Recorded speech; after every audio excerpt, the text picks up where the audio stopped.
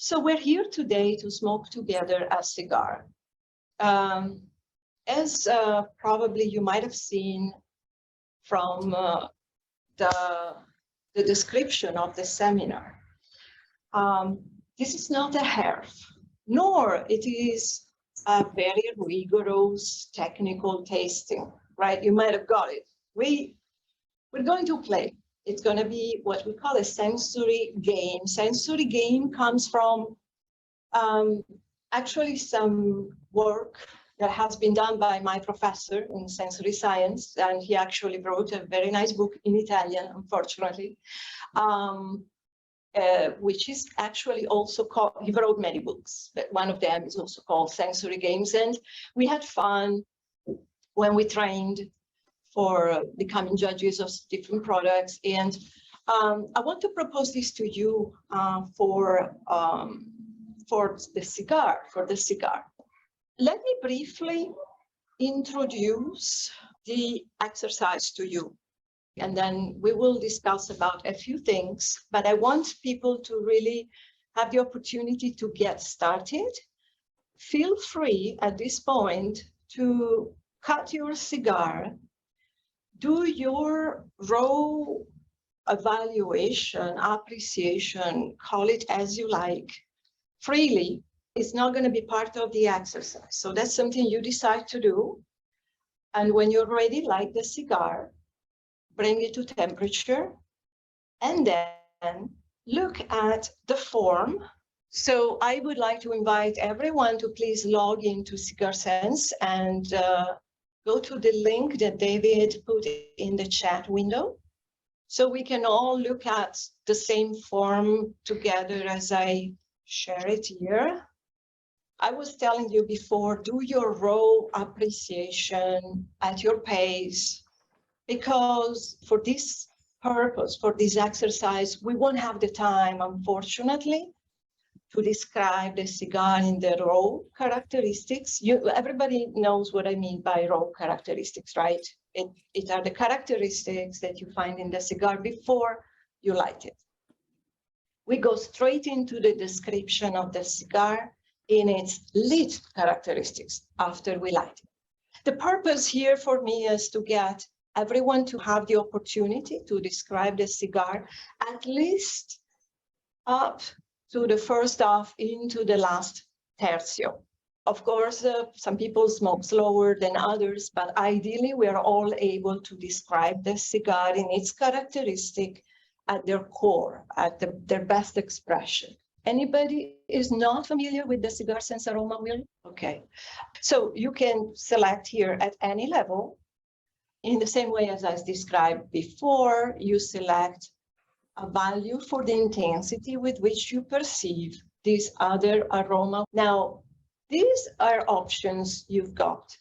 You also have the possibility, if you really cannot find what you're sensing, I don't know, any plant, any fruit, vegetable, flower that is not included in any of the options that you've seen before. And of course, again, with the relevant intensity. This section concerns the nose sensations. So here we get into the mouth sensations. Here you have, basically, we have made it easy because we have included all the tastes, and we have also tactile sensations, creamy, dry, cooling, spicy are tactile sensations, savory, sweet, bitter, salty, sour are tastes. So these are mouth sensations with their level of intensity. And again, if there's anything that comes to mind that you cannot find there, please add it here in this free text field with the relevant intensity. Now, for who wants, there's also the possibility to include any off flavors. What are off flavors? They are those sensations, either in the nose or in the mouth, that indicate that something has gone wrong in the process, in the tobacco processing most of the times. Okay, so it's something that generally is unpleasant, so it's generally a dislike, but not necessarily. You know, we're all different. And you may not find it, or you may not identify it, or you may not want to select it from what you've seen in the lists, and you may want to just describe it with your own words in this extra field. It's not required. You don't need to do it. You can. This field is required. It is an important one. It is the nicotine strength. It's a very simple way to measure the level here, okay? Now, we're coming to an end. These are the hedonic type of questions. So, how much did you enjoy the cigar? And would you buy it again? Ultimately, you can put all your poetry, your magic, your rants, anything you want in this last field. A little bit of bitterness there. Yeah, is there a question? So this last field is for anything else that you haven't been able to describe in the above fields. When you're done, so and actually, let's give it like 40 minutes from now. Has everybody lit the cigar already? Yes. Okay, cool. So please just go ahead. I will challenge you because, well, you know there's going to be a winner at the end, and we'll explain all of that. But I'm going to challenge you because I'm going to talk while you describe the cigar. So if you want to focus on the cigar, feel free to mute your audio so you don't hear me. But I'm going to be here for the people who have questions, of course, and I'm also going to explain why we're doing this exercise, because I guess that some of you might be curious about that. By the way, if you want some short description of the various categories of nose and mouth sensations, while you are logged into Cigar Sense, you can go into your profile. There, you will find a brief description, like what is in animal, what is in herb, what is in spice, what is in whatever. And hopefully that helps you. So I shared the link in the chat to the aroma wheel. Okay, great, great. So, yeah, if you have trouble, let me know. Don't be scared, don't be stressed. It's exercise. It's not an exam to become a judge, of course. Bear in mind that within Cigar Sense, within the panel of Cigar Sense, we run this type of exercises basically at every meeting because it's part of a training. It's not like a one-off that tells whether you are the best taster in the world or not, right? So it is really seeing how you do versus the rest of the group. The rest of the group is composed of many different people. It's a heterogeneous group, but we're not trained together, which makes the big difference. Let me step back. Let me go back to the question we had when we opened. Let me share the slides again. Did it ever happen to you that you bought a cigar, you lit it up, and you didn't like it? Now, most of you already answered. And yes, it happens many times. And why do you think it happens? As we started Cigar Sense, this is one of the main questions that we wanted to answer. And we have been looking, we've been researching. And one of the best people at that time that we had found giving some very meaningful answers is Korzybski. Have you heard of him? He is actually the creator of the semantic, basically. He is the professor who was distributing dog cookies to his students. And he was saying, yeah, have a bite. These cookies are delicious. Take some. Let me know how you find them. And everybody was like, oh, they're delicious. Until they found out they were dog cookies. He's also the creator of the dicto the map is not the territory, and the name is not the thing named. Does it ring any bell to somebody? All right, so he wrote this that is extremely powerful. People don't just eat food. We could say people don't just smoke cigars, but also words. And the taste of the former is often outdone by the taste of the latter. So what happens here is the most common bias that we can call in many ways. Let's call it influence.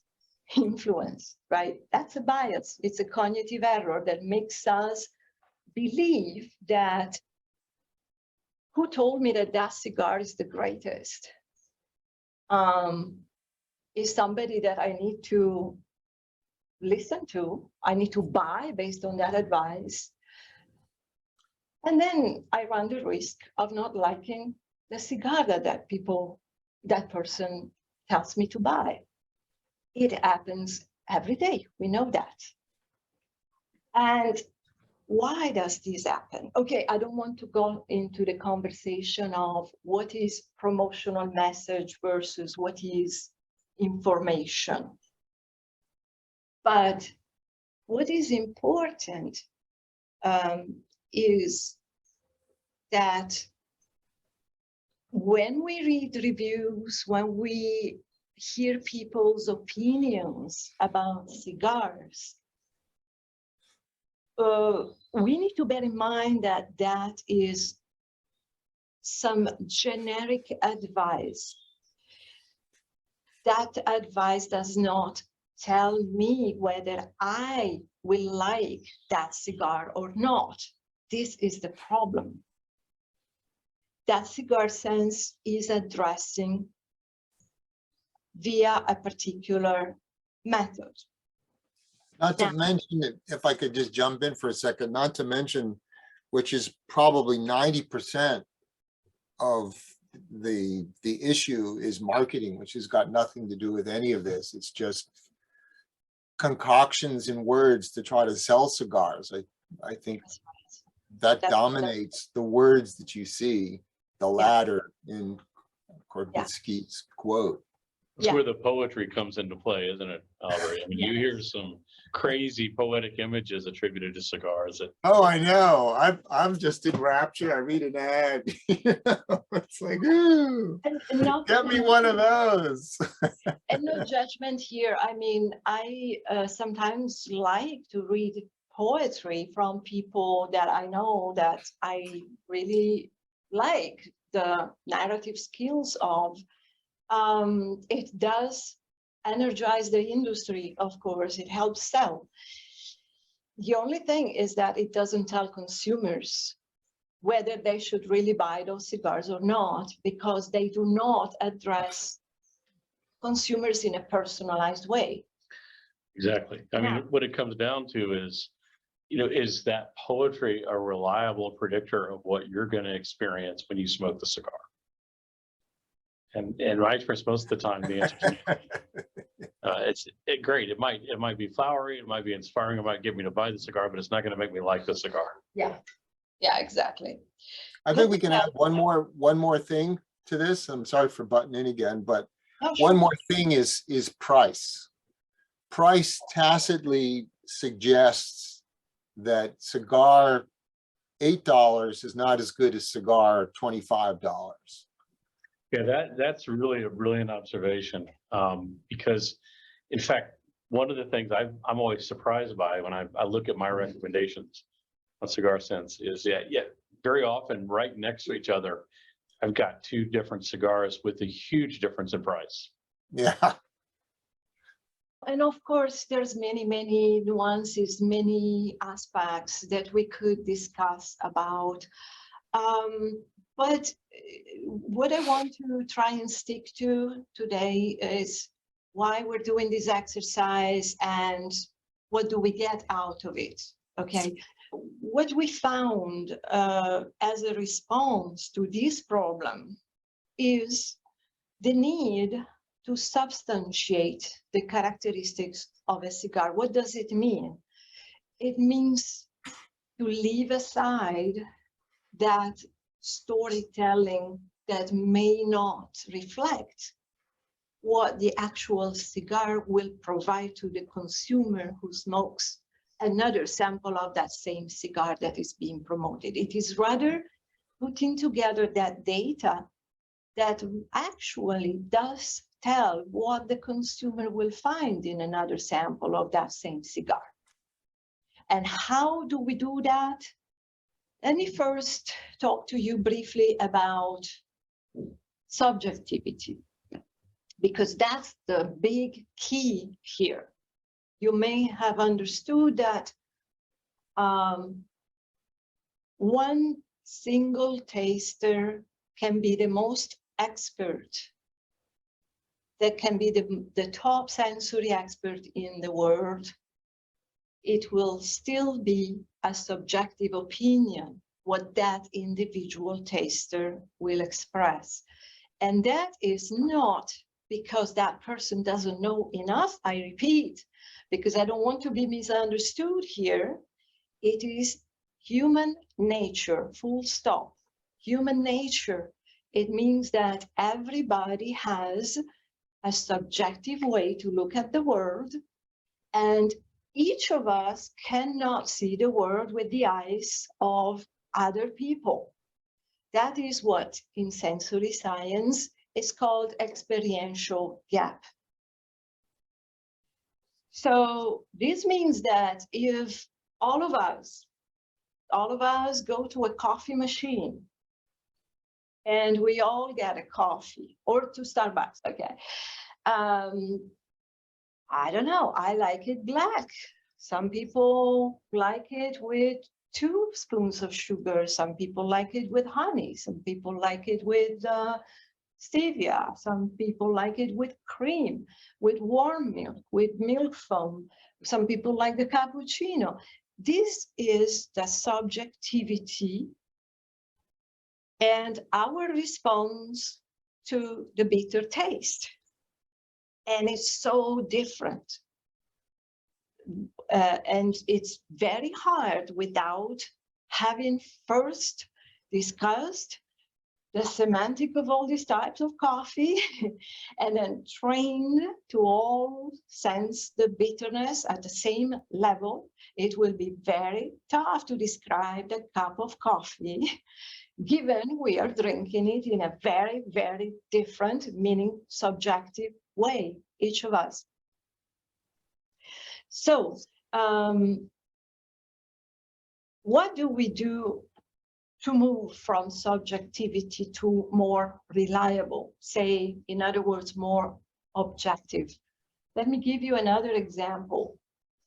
If we give a loaf of a kilogram, 2 pounds of bread to a child, 7-year-old child, and we give the same or an equally weighting loaf of bread to David,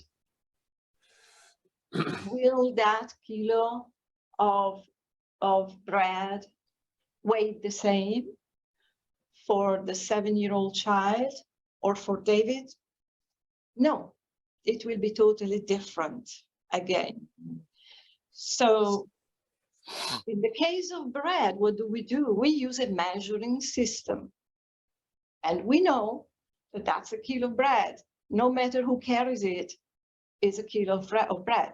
In the same way, for the perception that we're talking about here, for our nose perceptions, our taste perceptions, we use another convention.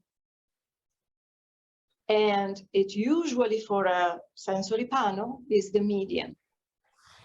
Now I stop with that one, and then we'll see in the measurements at the end what it means. Okay.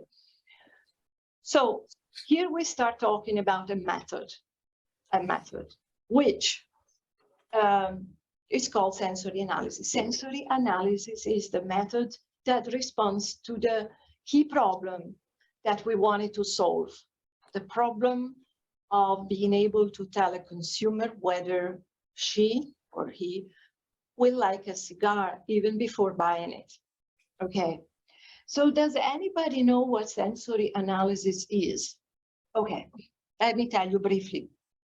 Sensory analysis is that set of instruments, of tools, methods that is part of sensory science and that is used to evoke, identify, describe, analyze, and measure the human response to a sensory stimulus.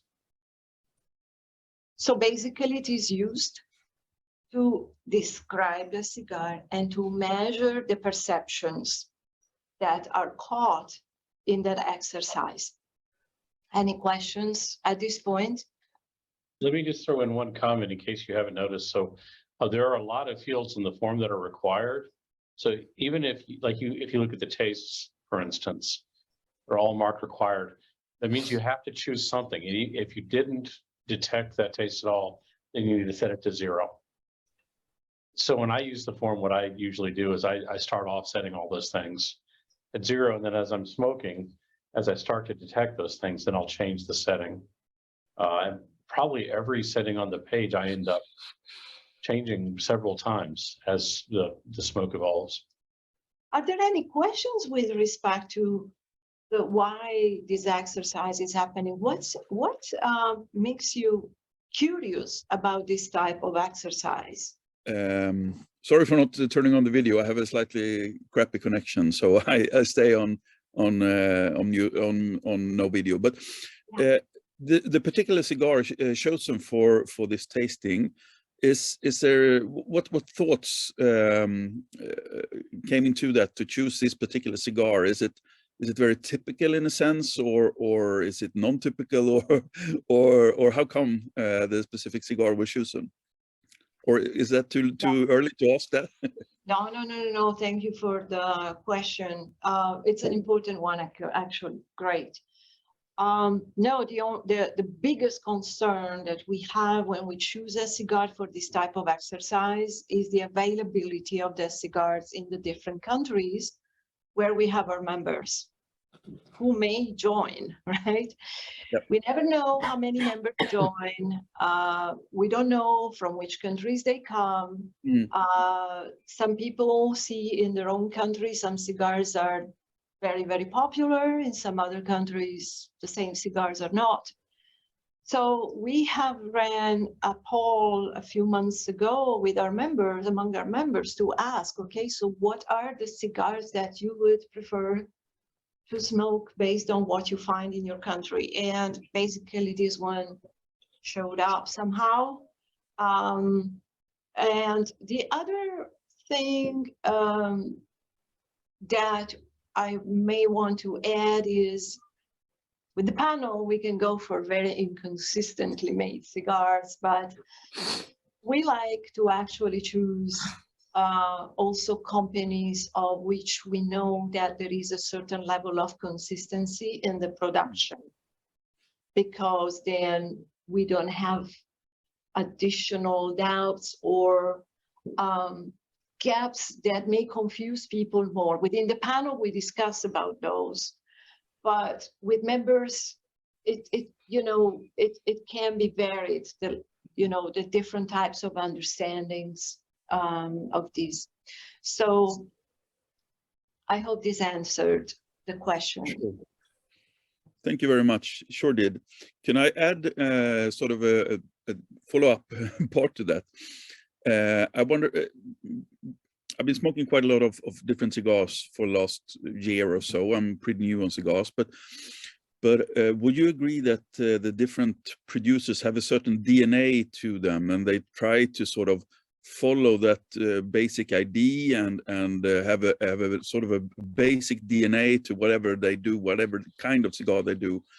Or so for example, if I say that I'm not really into Plasencia cigars, would that be an overstatement, or would that be very unfair to a certain brand of cigars? I believe that brands always try to differentiate their own products, of course, from others. I think that a lot, though, depends on the tobacco they find.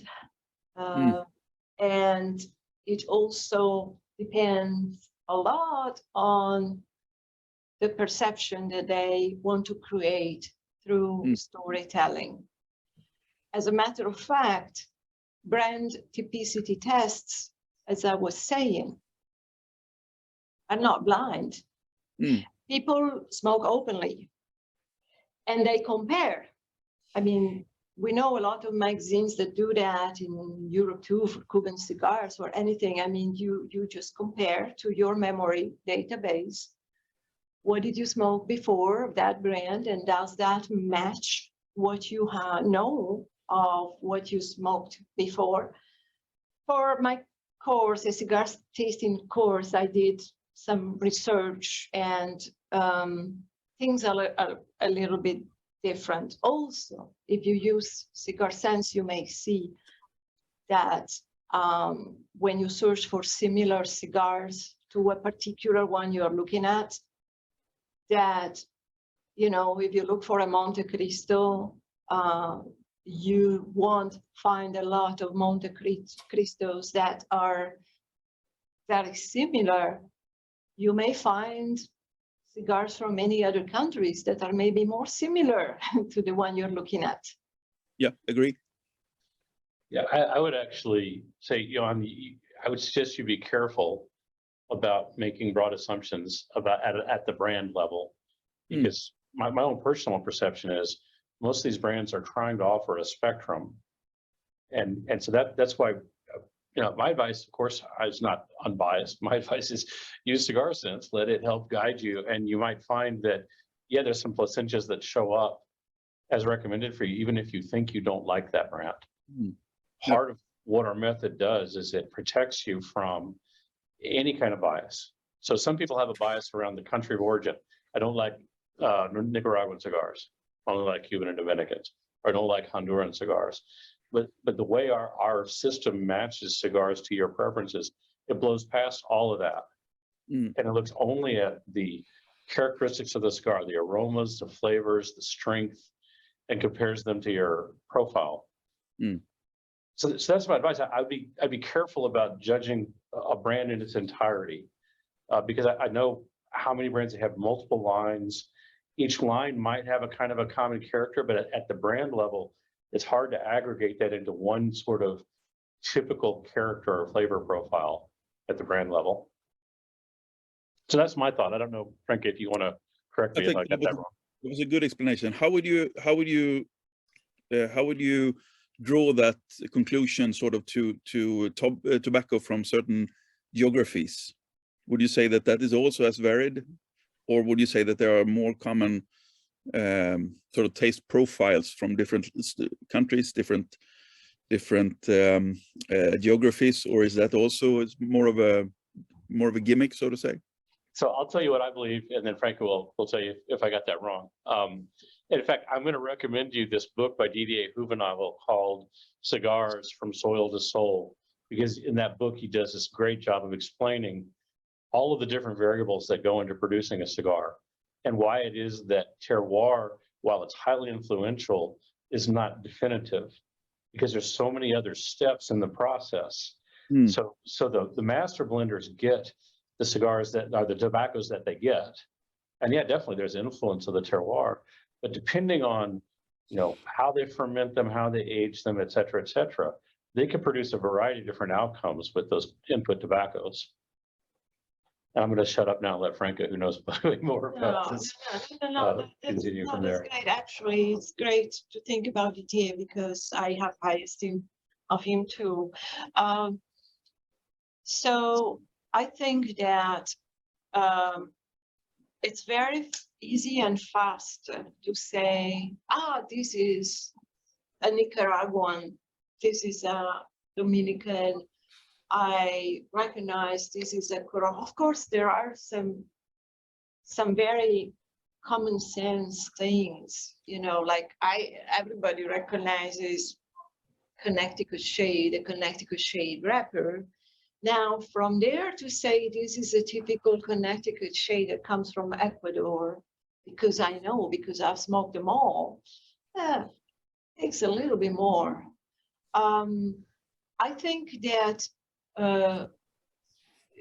without smoking blind, people can say a lot. When smoking blind, you need to have smoked a whole spectrum of the productions of the area, from all sorts of farms, from all sorts of processing methods. And still, if you smoke a purito, maybe you recognize it. If you smoke a blend, well, you still may not recognize it. Because, you know, molecules dance. That's the other principle that is extremely important when we taste cigars and we want to give a fair evaluation. We cannot just, there's a predictive confirmation bias that is very popular in what we do, right? Yes, I have smoked another cigar that has this type of wrapper, and I know all the characteristics, and then when I write tasting notes, I think about the other cigar and not about this one that I'm tasting now. So I think we need to just be careful and evaluate what we are actually tasting, and, you know, try not to state that we know more than we actually do. A little bit of humility is always welcome for all of us, isn't it? Absolutely. And then when we do data mining.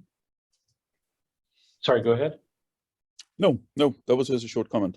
Okay, yeah, I just wanted to say, when we do data mining and we look at the kind of flavor profiles of the thousands of cigars in our database, and we try to correlate back to any of those obvious biographical factors, things like country of origin or the type of wrapper or the type of leaf, the type of seed to produce tobacco, we actually find very weak correlations because there are all these different variables that go into the production process. So we find those are actually not reliable predictors of the taste and aromas that you're going to get from a cigar in general. Yeah. So you might smoke one cigar that was produced in tobacco. It's a Nicaraguan puro from Esteli. You might smoke one and love it, and the next one you might hate. You know, if it was that easy to say, okay, so with this blend, I would really love to have this wrapper because I've liked it in other cigars. What would master blenders do in our industry? I mean, that's an extremely important job that I think cannot be superseded by social knowledge, directing a master blender to do certain things. I mean, they have the empirical knowledge of the chemical behavior of molecules in the tobacco. And they should be highly respected for what they do. They look for the tobacco that really behaves in this way together with that rest of the blend in order to give these outcomes. I don't believe very much in the cigars made a la carte, to be honest. You know, like customize this cigar for me because I liked that particular tobacco leaf in the past. Because to me, it doesn't work. And also, don't forget that because cigar leaves, tobacco leaves are crops, they vary from crop to crop, season to season. So even a Dominican whatever leaf this year could be quite different in 5 years. In terms of having a brand prejudice or a national prejudice or terroir prejudice, there's so many variables that it seems like flux is the word for everything. Yeah. You said Yeah, it right. we think of it in terms of reliable predictor or unreliable predictor, because of course we're in the business of trying to predict if you're going to like a certain cigar. And so, yeah, we've done loads of data mining around there to try to see, is there anything that we're overlooking that could be a reliable predictor? And it looks like the answer is no. It really comes down to, you need to understand the flavors, the characteristics of the cigar, the final product, not the input products, in order to predict whether people are going to like the cigar or not. Yeah.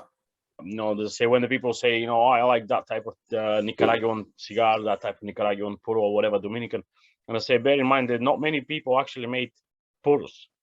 If you see cigar made by, I don't know, let's say Plasencia, it not necessarily mean that's a Nicaraguan puro or Honduran puro. They might mix tobacco and they can get some other tobaccos, Sure. which is completely nonsense. You can't say, I don't like Nicaraguan tobacco when you smoke Dominican cigar and everything inside is Nicaraguan. Yeah.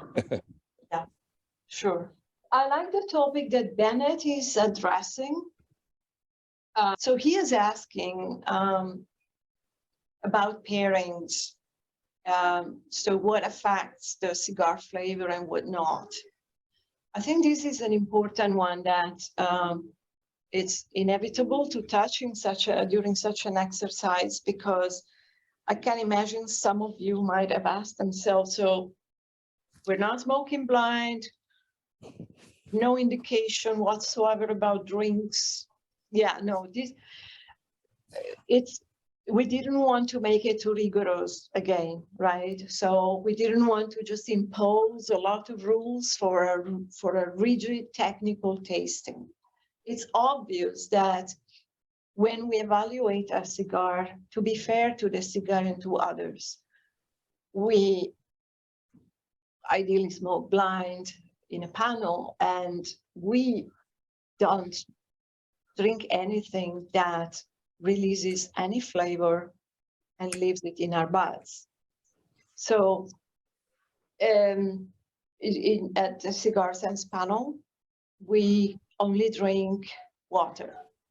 Mostly it's filtered room temperature water, still. There are some exceptions of people who actually always drink carbonated water. And so, okay, what can you do if they always drink that and they really hate still water? We can't impose doing otherwise. But they have been in the panel for a while. They know all of the other guidelines very well. Yeah, I mean, there are, in factories, of course, they have their own rules. It's up to them. I don't want to comment that. But almonds, coffee, tea, they all leave some flavor in the buds, and they're there to stay. So it depends on the purpose of the tasting, of course. Again, so if it is to advise other people, I really highly recommend to avoid anything that leaves an additional flavor while smoking the cigar. How far? So, yeah, oh no.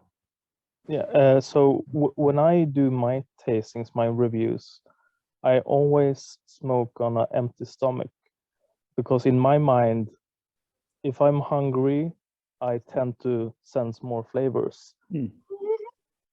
Could it be true? So for us, in the guidelines, we do advise people to smoke late morning, late afternoon, definitely not after dinner, because we are free, our buds are free from the previous meal when we have let hours elapse since breakfast or since lunch. That's the only reason. So something I've noticed also when talking to others. So I'm allergic to a lot of nuts, for example, but I come across some of those nuts in food accidentally, and I have allergic reactions. But I I tend to have a very clear, like those aromas are very clear for me in the cigars when it appears. I think because of that I'm allergic to certain types of nuts, and also a friend of mine, he is very allergic to peanuts, and the other day he said, "Oh, I'm sensing a lot of peanuts in this cigar," and he only eats peanuts once a year because he's allergic. So could allergies in a way enhance sensing flavors? I don't know. I think there are some ways to believe that if I am allergic to something, I may not have a positive reaction to that smell. So, But don't you think it's a good point that if you know that a nut is a threat to you, Mhm. that you may be more wary, mhm. you may have a more acute sense when you're exposed to that as a Yeah, matter of yeah. survival. Yeah, but one thing is when you eat foods that contain nuts, then you are much more alert because that's a real danger when you smoke a cigar that does represent that aroma. You know that is not dangerous to you. It just recalls in your memory maybe some unpleasant moments in which you did not react very well to nuts in foods. And probably, but it's more at your mind level, I believe, that it may affect the evaluation than really in the ability to identify or not certain descriptors. Would you agree? Yes, for sure. Like in the sense of nuts, I usually like those types of flavors, even though I'm allergic to them. So Okay. Okay, so in such case, as long as you don't get scared because you exchange a cigar for cake or so, and you're not afraid, then that's fine. Then your evaluations are not affected by any negative emotions that attach to that. So I think it's fine.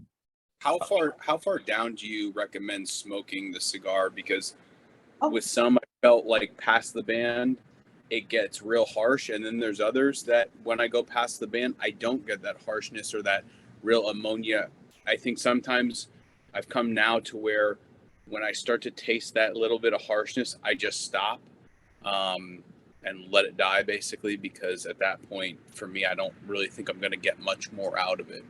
Yeah, I think you answered the question yourself. Okay. Yeah. Smoke it I as long think- as you're enjoying it. I have a question, maybe more to Andre instead of Frank. So when you say you're tasting your cigars usually on the empty stomach, you don't eat anything. Do you think your body changed the perspective on the flavors because the pH is different, the acidity is different in your mouth, and it's not the same as if eat anything before that? I will give an example with me. I very rarely smoke in the morning, almost never. I can smoke 10 cigars a day, and I'll start at 12 o'clock in the lunchtime. I need to eat in the morning. That's my 100%. I need to eat, usually a lot. Maybe a couple hours rest, and then I can start smoking. I can't just wake up and smoke, or let's say drink a coffee. I don't drink even coffee, so coffee is not an option for me. So it's a wake up, wait a few hours and start smoking. I can't. I need to eat something before that. And not straight before the cigar. I mean, eating something, wait for a couple hours, and then I can start smoking. like for me, I usually almost all the times when I'm smoking a cigar for a review, it's almost always between 2 in the afternoon until perhaps 8 at night. That's usually the time where I allocate to smoking cigars.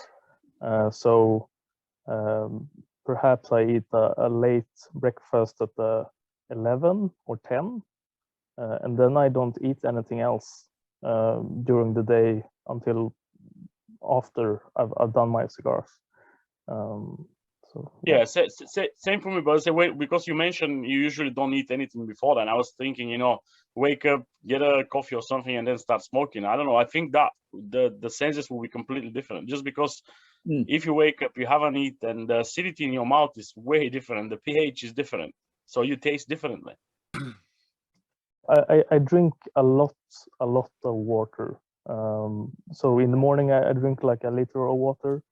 And I drink a lot of water during the day, and during tastings I also have still water at hand. So I try to keep as neutral as possible during the day, and especially if I know that I will review a cigar, I will try to keep it as neutral as possible long beforehand. I was just going to ask, do you feel the way you cut your cigar can also play a factor? And kind of the reason I ask this is because I cut mine slightly differently.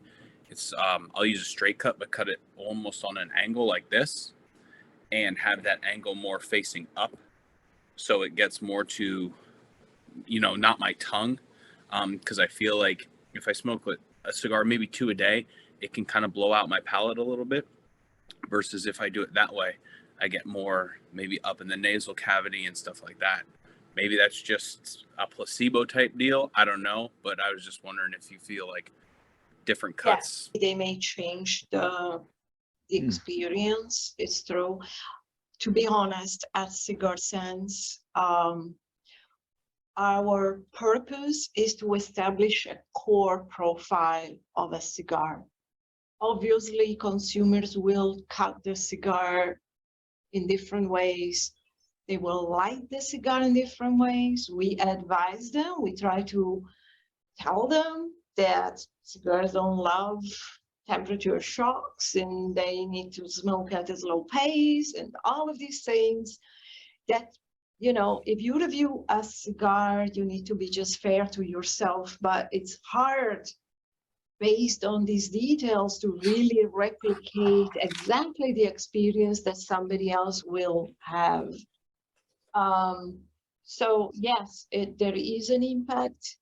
I think this is a great question for consideration when people, you know, learn how to smoke cigars. It's always something interesting to discuss. It's something that we don't debate too much about at Cigar Sense, because it's not our purpose to provide exactly the same experience to consumers. It's our purpose to advise them on the best cigars that they can buy based on core profiles. Thank you for the question. So actually, it's already 6:15 here, 1/4 the hour.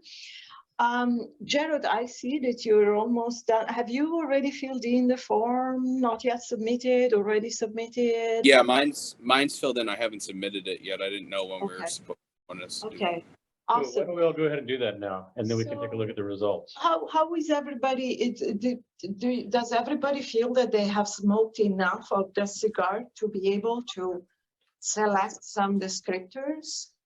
Because, yeah, okay, so feel free to submit. Andre and Nate have already submitted. Are you going to share actually? Well, it might be better if you do it, because I have a flaky internet connection. David, did you get my submission? Yeah, I see it now, Al. Okay, good. Maybe a few more want to submit before we show the results. That would be ideal if you could do that in the next minute or two. So by the way, I don't know if we really squarely answered, you know, what does it mean to do well in this event? Because look, let's face it, everybody's perceptions are different. That's one of the purposes of a tasting event like this, is just to illustrate vividly how variable the perceptions are, even when we're all smoking the same cigar. So it kind of begs the question then, okay, so what does right mean? What does good mean in this context? This isn't really about measuring, and when you see the scoreboard in a minute, you'll see this. It's about measuring each one of our perceptions and how they align to the overall perception of the group. So what we do is, for all of the attributes that you guys are reporting on these sheets, we calculate the median intensity for each one of those, and then we measure each taster against that median.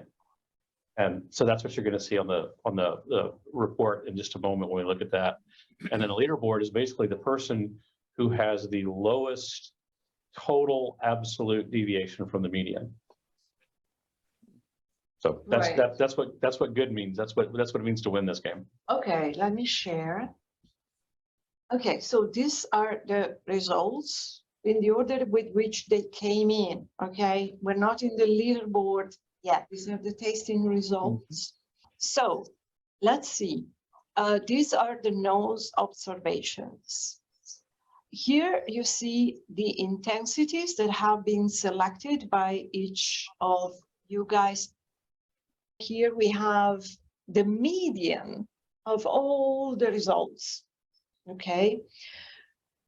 Why the median? Because it tends to exclude the outliers.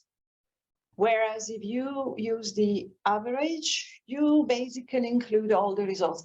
Average is normally used with consumer tests. When we do like some consumer research, or we analyze our consumer preference information, then you have to take into account each individual's preference, anonymized, of course, not like this, but you have to take all of the results into account. Here, we are looking at excluding the outliers. So that's why we use the median.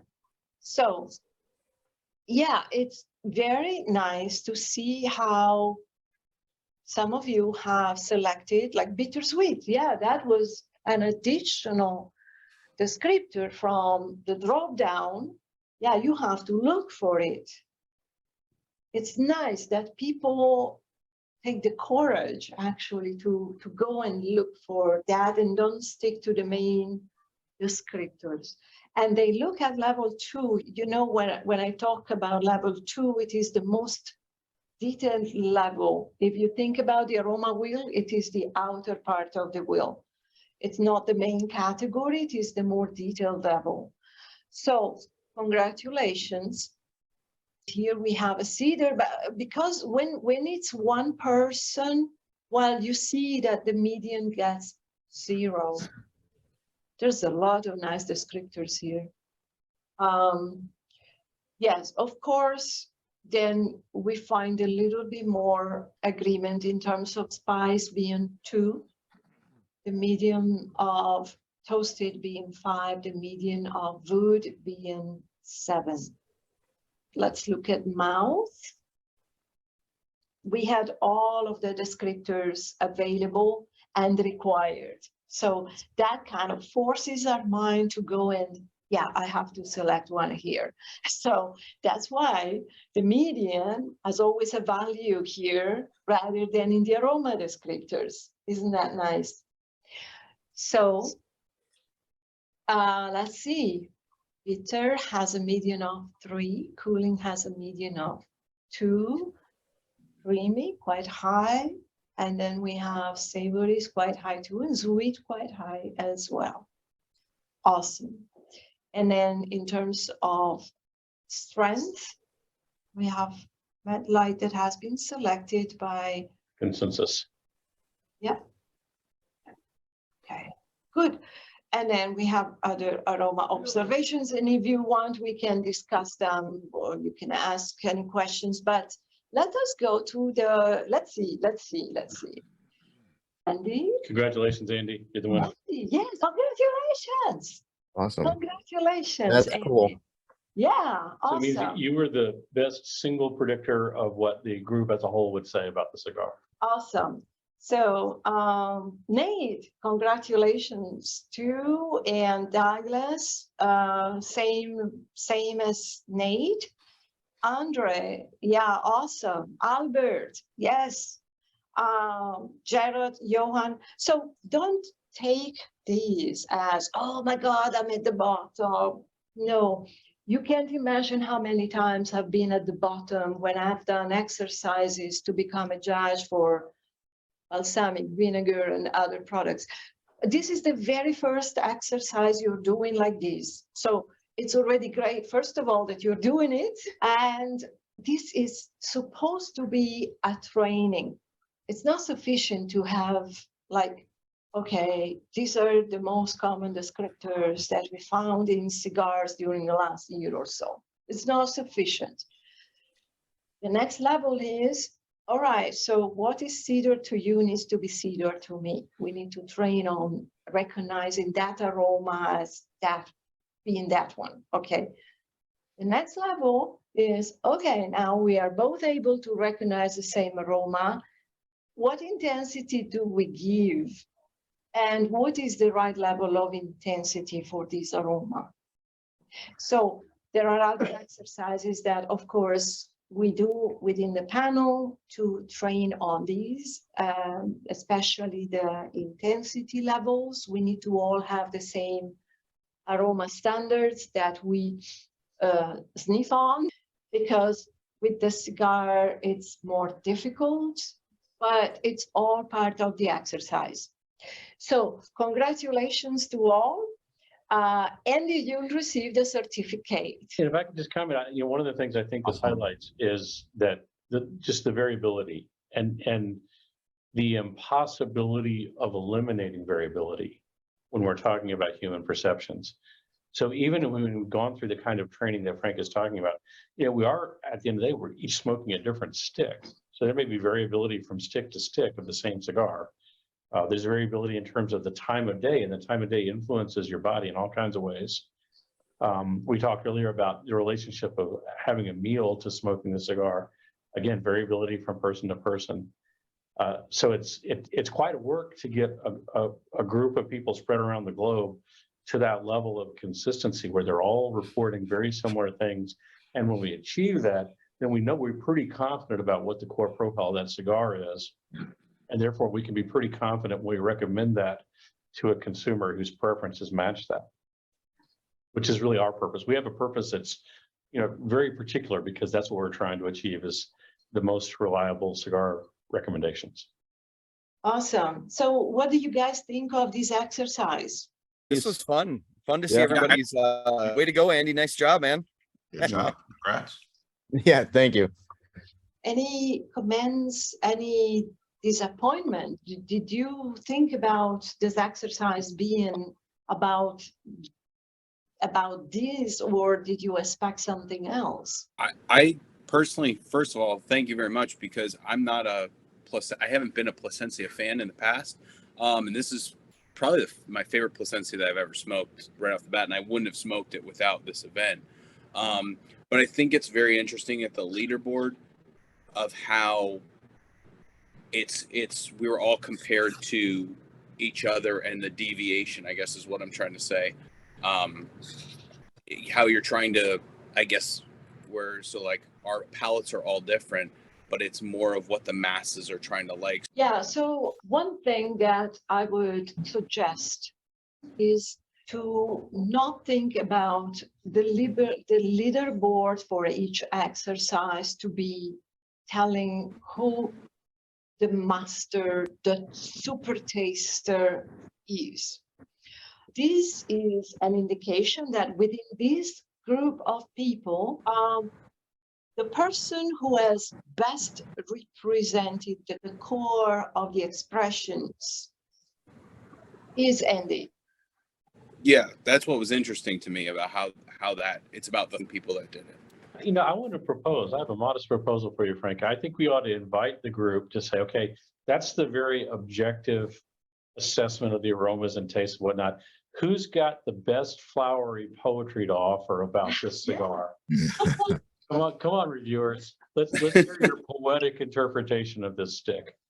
Yeah, that would be a great exercise indeed, because this, you guys have understood it, this is not about promoting the cigar. I mean, we bought it. I don't even remember where. Didn't get it from anyone. We don't have anyone to call out, to thank. It is about trying to substantiate the characteristics of a cigar. And this is the work that we do. And of course, knowing that this is one piece of the training chain to do that, because it's not like, people talk about super tasters, and I have known some. What does it mean? It means that there are some people who are more sensitive than the average persons to certain sensations. And mostly super tasters are tested on bitter, on the tongue, because there's a substance that when on the tongue assumes a certain color when it meets particular buds, and then you can count them. Okay, that's it. But I know also the pains of being a super taster, being oversensitive for a lot of other characteristics. And it doesn't mean that a super taster represents the expression of the cigar within the group in the best way. Often it is totally off. That's what was really interesting to me about, I think that's what I was trying to say, is how interesting that part was, that you can be a super taster or maybe not tasteless, but on the other side of the coin, and it still doesn't represent the entire group or the masses or whatever. Exactly. Okay, I'm gonna try to spring some poetry here to see if I can get the pump primed here. Okay, for me, this cigar is like roasting almonds over a wood fire in the backyard on an autumn day. Hmm. How's- I how's definitely that? I go for the all the toasty and the nutty. I find that was my experience, that those were forward. I got like a buttery steak on mine. Oh, Like nice. hard, buttery steak, savory. That was That's real. nice. And like in my profile, I cannot stand bitter and sour cigars. And then it started out like that a little bit, and I was like, oh God, this is going to be bad. But I just got that real savory umami, I guess is what it is, and the buttery, and that was my experience with this. And I got at least at the initial part when I was really thinking about retrohale. And I'm a big fan of this particular cigar, Plasencia's. I got almost like a coconut macaroon. Like you get that toasted coconut, kind of creamy, nutty marzipan flavor, and then that kind of rich dark chocolate that comes in to sort of fill in that toastiness. It was I hadn't gotten that in a while on this cigar, on that cigar, or even before in this cigar, and it was really pleasant. It kind of went away about halfway through the cigar, but it was for as long as it lasted, it was very enjoyable. Awesome. Awesome. I am curious on the retro. There's another cigar, and this is the only other one I've ever had it with, where I get like a marshmallow on the retrohale. Hmm. Is that like I don't know that I've ever heard anyone say that before in a review. I just got that, like a I just got like a charred marshmallow. Yeah. Honestly, at the end, I'm gonna say it just now. I was gonna ask, what did you get? You're the guy at the top. What did you get? Yeah, that was the main one on the retrohale. Okay. And it's like for picking out individual flavors, I really have to sit and like just like clear my mind and just try to like sense or taste what I get out of it. And so part of this was to try to make it more second nature instead of like having to really focus on it. Andy, if I may give you an advice, when you get something like marshmallow, or, it's something that, yeah, they may know all over the world, but try to think of the ingredients of that. What is it that you could describe at a more basic level of ingredient? Yeah, toasted marshmallow is Yeah. basically burnt sugar, isn't it? Blood sugar? Yeah, think it's it's vanilla, don't it's know. burnt sugar, it's corn syrup is often in marshmallows, and I like Andy, I'll often use that word marzipan because that's a flavor that I know really well, but it's got some vanilla to it, but it's also, it's almond paste, so it's sugar and nuts and creaminess. I use that word a lot, and sometimes marshmallow will come up as well to try to figure out which of those kind of sweet, nutty, creamy notes I'm trying to pull out. My coworker one day, he's kind of it's a good cigar, bad cigar kind of smoker. And we were smoking a cigar and he's like, oh, I got toasted marshmallow. and he was excited that he Yes. got something other than good or bad cigar. He was super excited. All And right. Nate, Nice. probably your audience is mainly US, but if you talk about marshmallow in Italy, they may do like, what is that? Ah, You Yeah, see I look that- you see, that's the problem of semantic. It is that ideally we should be able to talk to understand all the same within the group and be able to be yeah. understood by whoever listen or reads us. So that's- when you said nougat, you have to think there's two different types of nougat. You have the white nougat with the nuts Yeah, in the it, chocolate one. Okay, and then you so- have the chocolate one. Yeah, So Yeah, sure. Now, I think the next edition of Aroma will just eliminate both nougat and marzipan, because that's something that, you know, you evolve as a panel as well. The first year of Cigar Sense tests delivered the most recurring descriptors as they are in the Aroma wheel. Now, over some years, we have evolved, and of course, we will think differently about the various descriptors. You made a great point, Andre. Thank you. And I think the conversation also reveals the importance of sensory memory. You know, as you were saying, Andy, you have to clear your mind, because part of what's going on is your senses are picking up some data, if you will, but you can't name it until you can attach that to a sensory memory. Yeah. And of course, people from different cultures have different sensory memories. So if you grew up in Germany, you probably have a really vivid memory of marzipan because they eat a lot of marzipan in Germany. That's not true everywhere. Good point.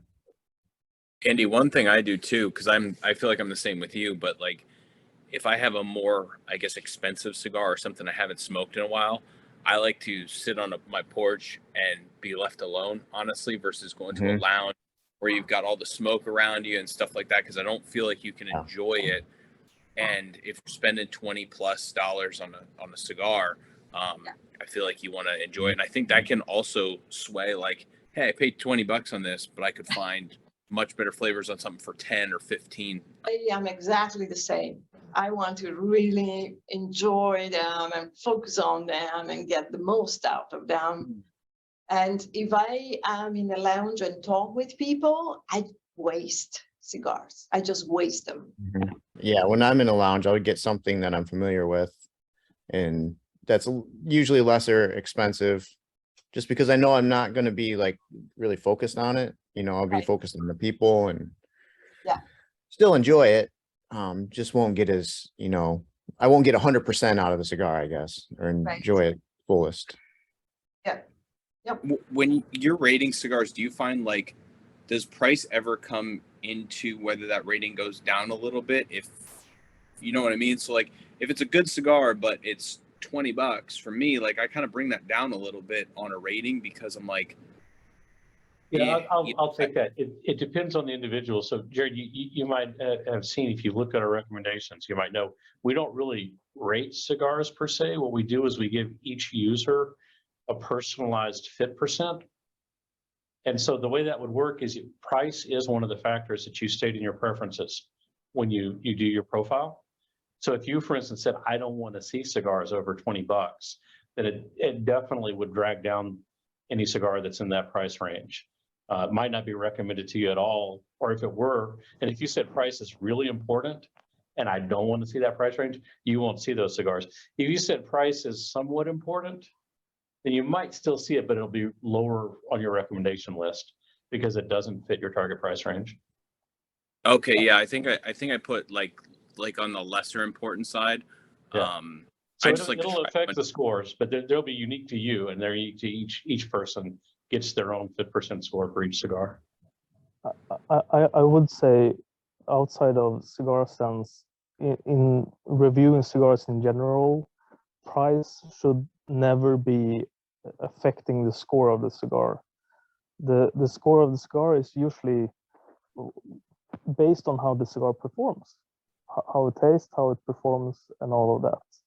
Price, you could have a special category of this is great value, this is blah blah blah, but based on how the cigar performs, the score should never be affected by the price, in my opinion. And I know a lot of magazines and reviewers, they never include the price in the scoring of the final cigar.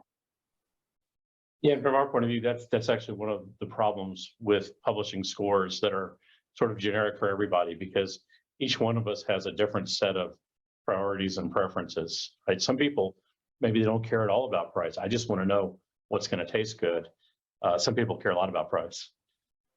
One of the things I was just thinking about, actually, as we were touching on price, is I don't know if you guys have used the database search much, but price is definitely one of the factors. So you can see the cigars that by default are presented to you in the order of their fit percent for you, and then you can filter on price if you want to. The other thing I was thinking about as a product idea, have any of you guys ever used the similar cigars function? You know, that feature on our website? If you're looking at a particular cigar, you can see other similar cigars, but it doesn't show you the price. I was actually just kind of toying with the idea of changing that table so you could not only see similar cigars, but you could see the price point for each cigar to decide, hey, I really like cigar X. Here's something that's similar to cigar X, but it's much cheaper. What do you guys think about that? As a Like, feature? a question regarding the price. So where are you basing the price points from? Is it based on the prices in Italy or in the US or in? It's Is it a US price in? taxes. Well, of course, Cubans is based on European price list. My reference is Italy and Germany. And yeah, otherwise, all the other cigars that pass through the US, it's the recommended manufacturer price. And of course, we can't update the database based on all the taxes in the various states and etc. We can't. But I guess you get a pretty good idea whether it's $10 or $20. At least relative Sure, price, it's, yeah. You we know. don't, we work based on price ranges, not on exact price. Yeah. So normally we're able to, to fit accurately a price into a range. I think one of the problems a lot of people in Europe, or a lot of people outside the US, I'll say, are dealing with right now is, there's been a big change with respect to the Cubanos.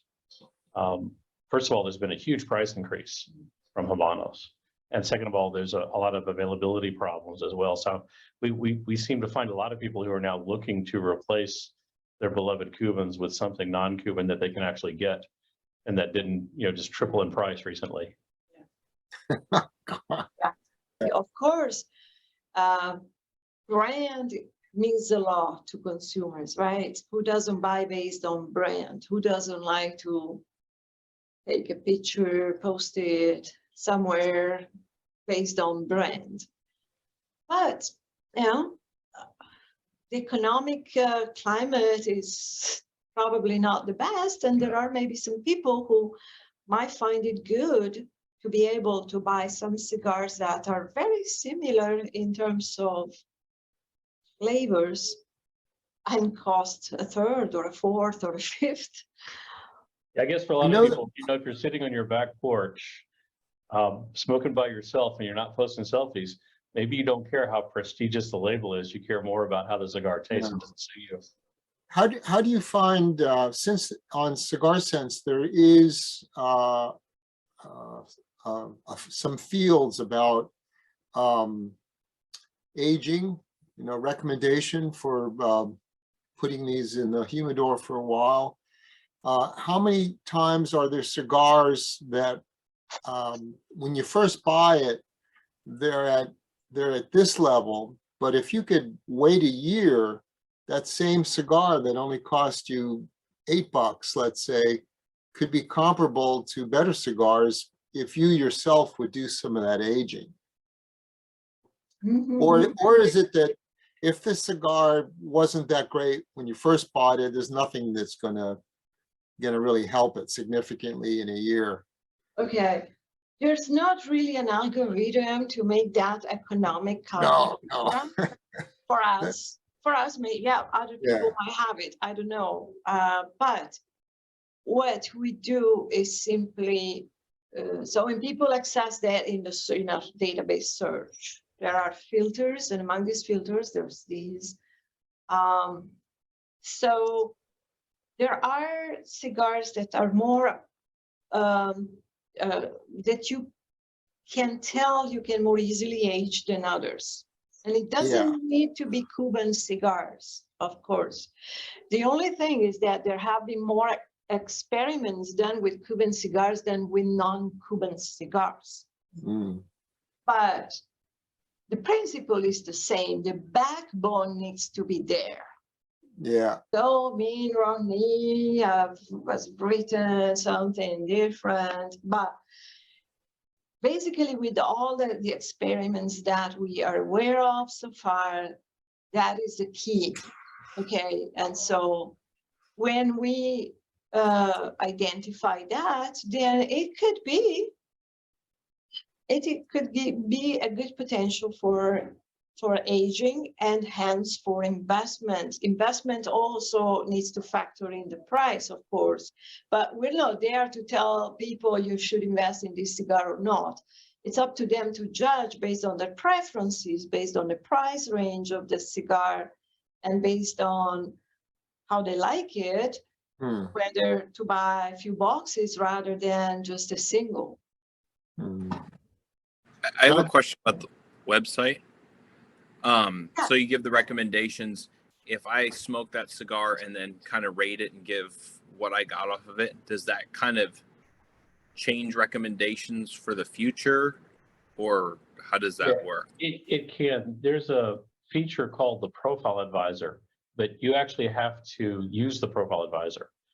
So if you are looking at your homepage, there's a button there that, and what the Profile Advisor does, is just what you were suggesting.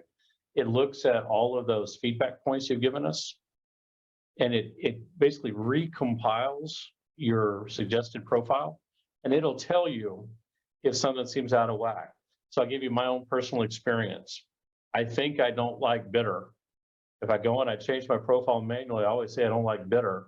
And Profile Advisor is always telling me that's wrong, because in fact, I have liked a lot of cigars that presented some bitter. So this is my own personal bias. In my brain, I'm convinced I don't like it. But in reality, I like a lot of products that the panel says present that characteristic. So my advice is always do what Profile Advisor suggests you'll get the best possible recommendations. Yeah, and so the more you use it, the more it gets honed in on your specific profile, things like that, right? That's right. Yeah, and so we designed it such that you have to basically allow Profile Advisor to change your profile. And we just were having another conversation about that, because most recommendation services don't work that way. You know, like Netflix doesn't let you say, don't show me any more of this kind of thing. As an example, Amazon doesn't let you say, I don't need to see that stuff. Our service does. It lets you say, no, I don't agree with that. I know you think you're telling me I like strong cigars. I'm telling you that was an outlier. I don't want strong in my profile. So you can choose sort of preference by preference, whether you want to accept the Profile Advisor's suggestion. Okay, cool. Thank you. Bet. Yeah, so what I'm going to do is I'm going to send you guys the recording of this session. Peter, you're not allowed to watch the results before you submit your results. So I will deal with you separately, okay? Okay.